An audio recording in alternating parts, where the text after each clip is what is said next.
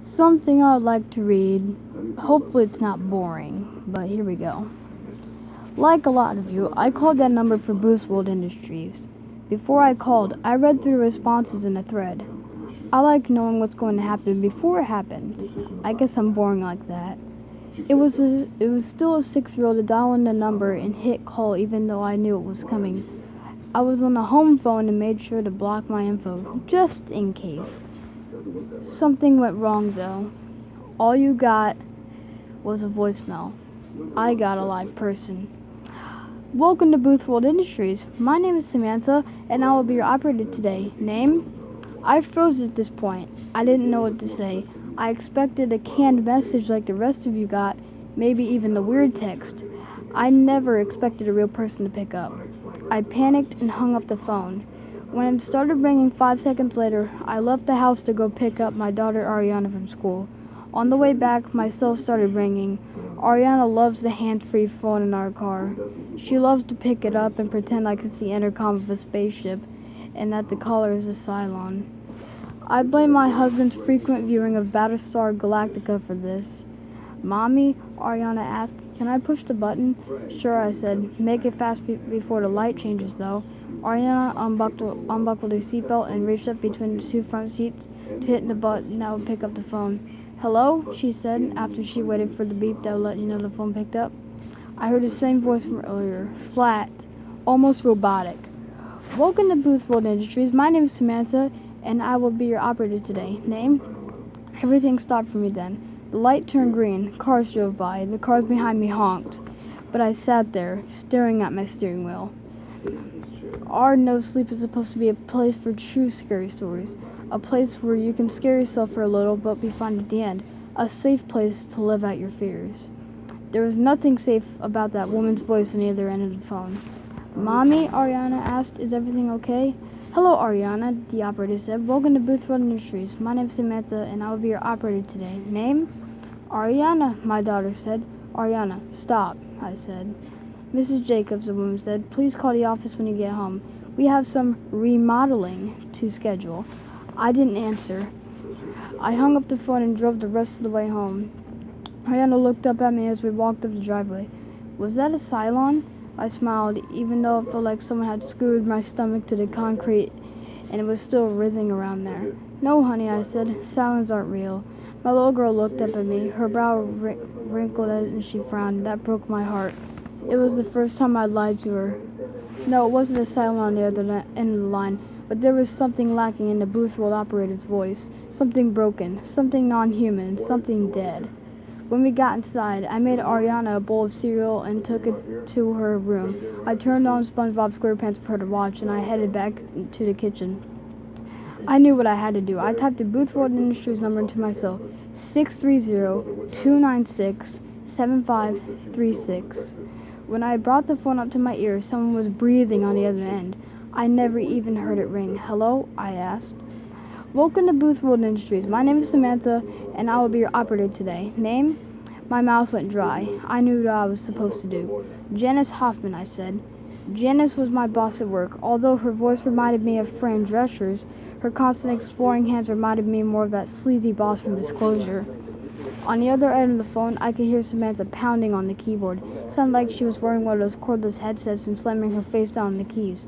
Janice Hoffman, she said. Remodeling is scheduled for January 14th, 2022. Would you like to reschedule? Yes, I said. We have an opening on Monday. That's fine. Would you like a courtesy call? I wanted nothing to do with listening to someone die. No, I said. Are you sure, Mrs. Jacobs? Yes. All right. On Monday the 13th, we have Janice Hoffman scheduled for remodeling. Fine. Mrs. Jacobs? Yes. How would you like to pay for this? Pay?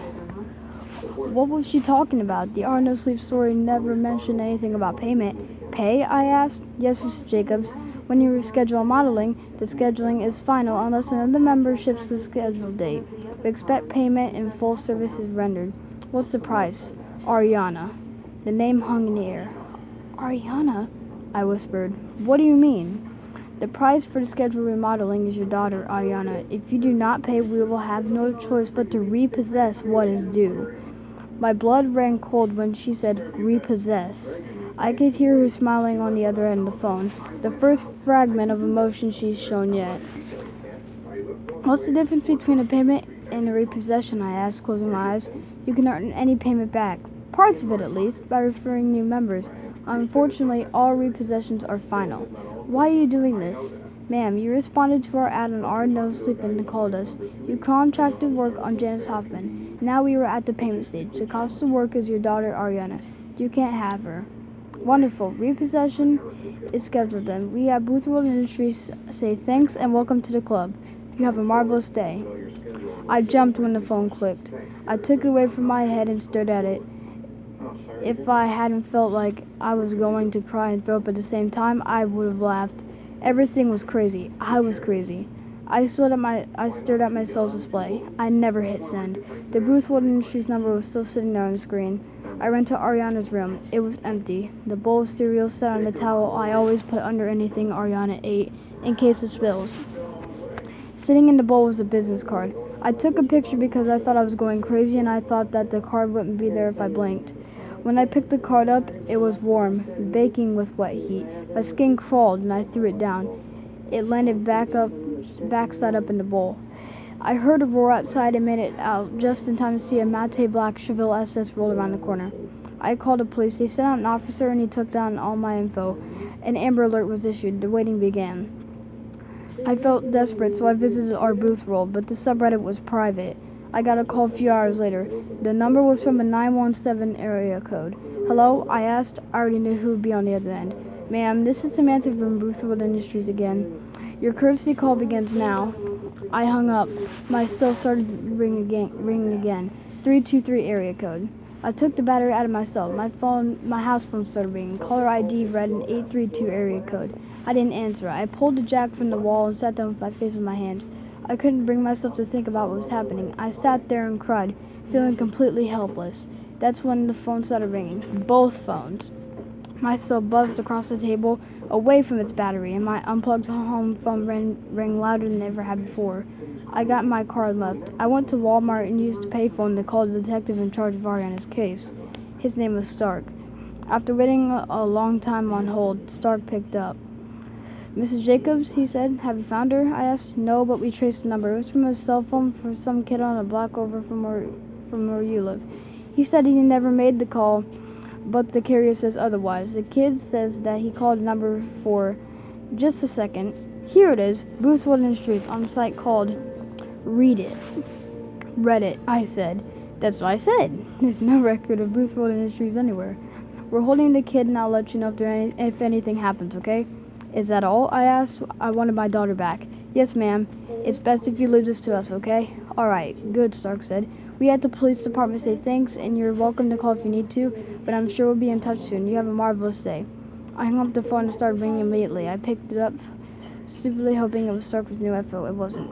A male's voice growled into my ear. The scheduled work has been completed. We at Boothworld Industries say thanks and welcome to the club. Our booth world is now open. You have a marvelous day. The line dropped and I hung up the phone. I brought my hand up to the ear. It was warm with his breath.